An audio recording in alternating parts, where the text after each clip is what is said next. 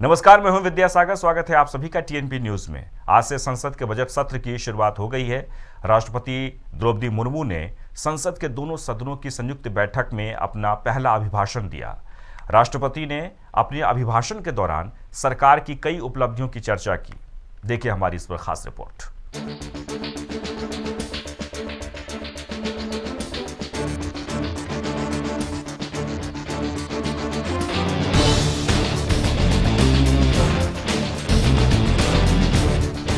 राष्ट्रपति द्रौपदी मुर्मू ने अपने पहले अभिभाषण से संसद को संबोधित किया। उन्होंने केंद्र सरकार को निडर और देश हित को सर्वोपरि रखने वाली सरकार बताया। उन्होंने कहा कि शांति तभी संभव है जब आप राजनीतिक और सैन्य रूप से सक्षम हो। राष्ट्रपति ने अपने भाषण में कहा कि भारत ने आतंकवाद को लेकर कड़क रुख अपनाया है, जिससे आतंकी गतिविधियां कम हुई है। वही देश में स्टार्टअप की संख्या 90,000 के पार हो गई है। वही बीते 8 सालों में देश में मेट्रो नेटवर्क में 3 गुना से ज्यादा बढ़ोतरी हुई है।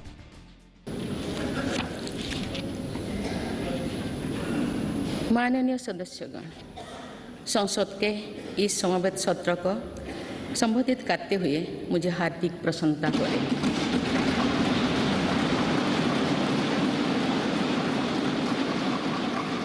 कुछ ही महीने पहले देश ने अपनी आज़ादी के 75 वर्ष पूरी करके आज़ादी के अमृत काल में प्रवेश किया है। आज़ादी के इस अमृत काल में हजारों वर्षों के गौरवशाली अतीत का गौरव जुड़ा है। भारतीय स्वतंत्रता संग्राम की प्रेरणाएं जुड़ी है और भारत के स्वर्णिम भविष्य के संकल्प जुड़ी है। अमृत काल के ये 25 वर्ष का कालखंड स्वतंत्रता की स्वर्णिम शताब्दी का और विकसित भारत के निर्माण का कालखंड है।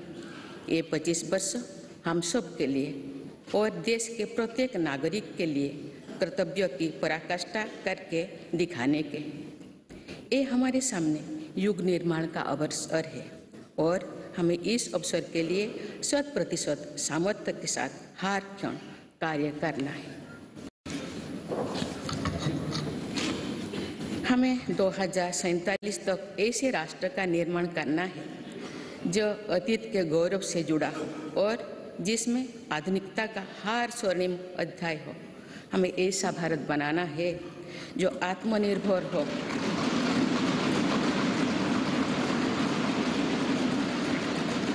और जो अपने मानवीय दायित्वों का पूरा करने के लिए भी समर्थ हो। ऐसा भारत हो जिसमें गरीबी ना हो, जिसका मध्यम वर्ग भी वैभव से युक्त हो। ऐसा भारत हो जिसकी युवा शक्ति और नारी शक्ति समाज और राष्ट्र को दिशा देने के लिए सबसे आगे खड़े हो, जिसके युवा समय से 2 कदम आगे चलते हो। ऐसा भारत जिसकी विविधता और अधिक उज्जवल हो, जिसकी एकता और अधिक अटल हो।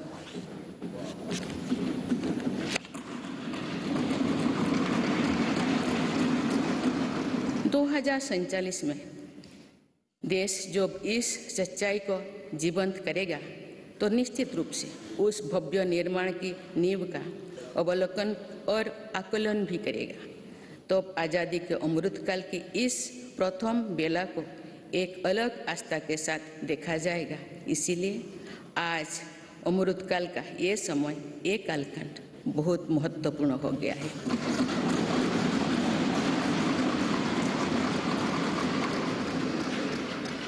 माननीय सदस्यगण, मेरी सरकार को देश के लोगों ने जो पहली बार सेवा का अवसर दिया तो सबका साथ सबका विकास के मंत्र से हमने शुरुआत की थी।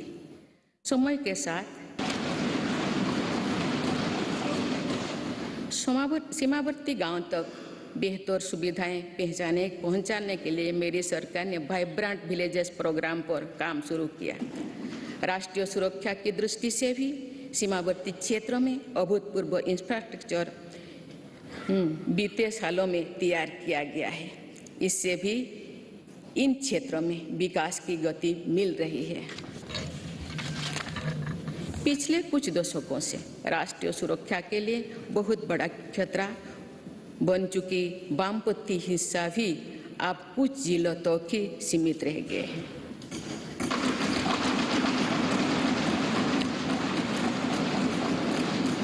माननीय सदस्यगण, मेरी सरकार की एक बहुत बड़ी उपलब्धि महिला सशक्तिकरण की रही है।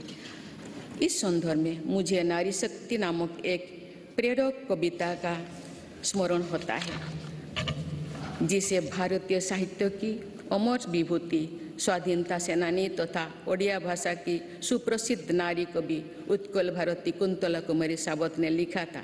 आज से लगभग 100 वर्ष पहले उन्होंने ये उद्घोष किया था, वसुंधरा तले भारत रमणी नुहे हीन नुहे दिन अमर कीर्ति कोटि जुगे केबे जगत नुहे बोलिना। अर्थात भारत की नारी पृथ्वी पर किसी की तुलना में ना तो हीन है ना दीन है। संपूर्ण जगत में उसकी अमर कीर्ति युगों युगों तक कभी लुप्त नहीं होगी, यानी सदैव बनी रहेगी। 7 वर्ष पहले जहां भारत में कुछ 100 रजिस्टर्ड स्टार्टअप ही थे, वही आज ये संख्या लगभग 90,000 पहुंच चुके हैं। राष्ट्रपति मुर्मू ने आगे कहा कि हमारी सरकार खेल के क्षेत्र में तेजी से आगे बढ़ रही है। देश के कोने कोने से भारत की प्रतिभाओं को निखारने और निकालने के लिए खेल इंडिया गेम्स का भी आयोजन कर रही है। हमारी सरकार दिव्यांगों को लेकर भी सक्रिय है और साइन लैंग्वेज पर भी काम कर रही है।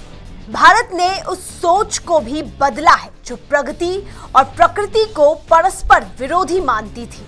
मेरी सरकार ग्रीन ग्रोथ पर ध्यान दे रही है और पूरे विश्व को मिशन लाइफ से जोड़ने पर बल दे रही है।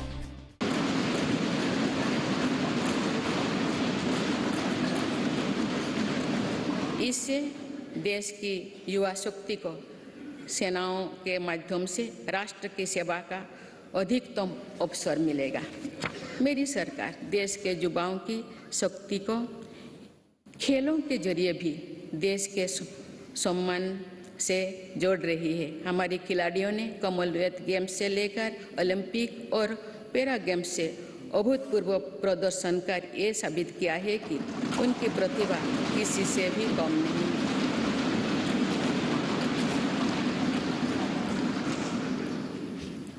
देश के कोने कोने से ऐसे प्रतिभाओं को खोजने, उनका टैलेंट निखारने के लिए खेलो इंडिया गेम्स, खेलो इंडिया सेंटर्स से लेकर टॉप स्कीम तक चलाई जा रही है।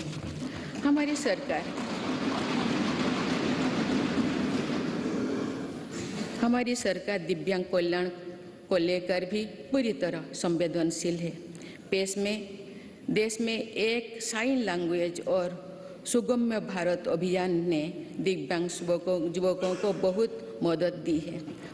माननीय सदस्यगण, बीते दशकों में हमने भारत के इंफ्रास्ट्रक्चर के निर्माण में 2 बड़ी चुनौतियां देखी है। एक, इंफ्रास्ट्रक्चर के बड़े प्रोजेक्ट समय पर पूरी नहीं हो पाते थे। दूसरा, अलग अलग विभाग, अलग अलग सरकारें अपनी अपनी सुविधा से काम करती थी। इससे सरकारी संसाधनों का दुरुपयोग भी होता था, समय भी अधिक लगता था और सामान्य जन को भी असुविधा होती थी। मेरी सरकार ने पीएम गति शक्ति नेशनल मास्टर प्लान बनाकर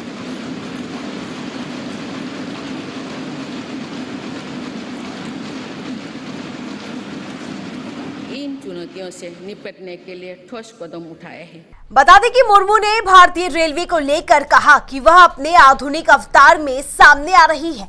वहीं देश का एविएशन सेक्टर भी तेजी से आगे बढ़ रहा है। आजादी के अमृत काल में देश पंच प्राणों की प्रेरणा से आगे बढ़ रहा है। हमारी विरासत हमें जड़ों से जोड़ती है।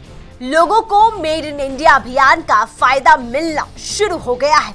मेरी सरकार की नई पहल से हमारा रक्षा निर्यात 6 गुना हो गया है। का तीसरा बड़ा एविएशन मार्केट बन चुका है। इसमें उड़ान योजना की भी बहुत बड़ी भूमिका है। भारतीय रेलवे अपने आधुनिक अवतार में सामने आ रही है और देश के रेलवे मैप में अनेक दुर्गम क्षेत्रों भी जुड़ रहा है। वंदे भारत एक्सप्रेस के रूप में एक आधुनिक और सेमी हाई स्पीड ट्रेन भारतीय रेल का हिस्सा बन चुका है।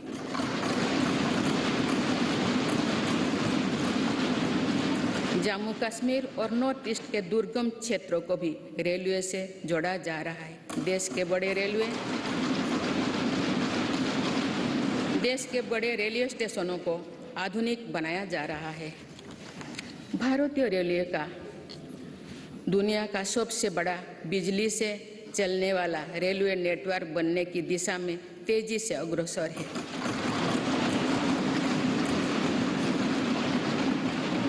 भारतीय रेल को सुरक्षित बनाने के लिए स्वदेशी टेक्निक कोबोज का भी हम तेजी से विस्तार कर रहे हैं। राष्ट्रपति ने कहा कि आज भारत अपनी पुरातन विधाओं को पूरी दुनिया में पहुंचा रहा है। सरकार ने स्थायी शांति के लिए कई सफल कदम उठाए हैं। बेटी बचाओ बेटी पढ़ाओ अभियान की सफलता आज हम देख रहे हैं। उन्होंने कहा कि हमारी सरकार ने सर्जिकल स्ट्राइक से लेकर आतंकवाद पर कठोर प्रहार तक, एलओसी से लेकर एलएसी तक, हर दुस्साहस के कड़े जवाब तक, अनुच्छेद 370 को हटाने से लेकर 3 तलाक तक कई अहम फैसले लिए हैं। मेरी सरकार ने देश हित को सदैव सर्वोपरि रखा। नीति रणनीति में संपूर्ण परिवर्तन की इच्छा शक्ति दिखाई।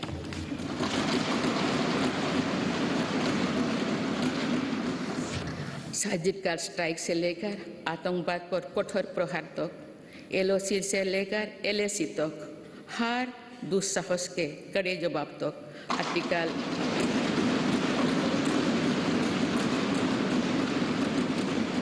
आर्टिकल 370 को हटाने से लेकर 3 तलाक तक मेरी सरकार की पहचान एक निर्णायक सरकार की रही है। स्थिर और निर्णायक सरकार होने का लाभ हमें 100 साल की सबसे बड़ी आपदा और उसके बाद बनी परिस्थितियों से निपटने में मिल रहा है।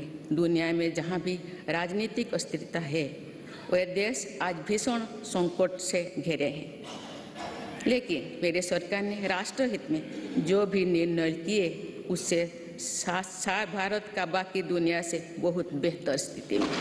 बहरहाल राष्ट्रपति के अभिभाषण के साथ ही बजट सत्र की तो शुरुआत हो चुकी है, लेकिन अब देखना होगा कि आम जन के हित में वित्त मंत्री के पिटारे में क्या निकलेगा और संसद के इस बजट सत्र में क्या बिना किसी रुकावट या हंगामे के जनता के हित में विचार विमर्श हो पाएगा। Bureau report, TNB news.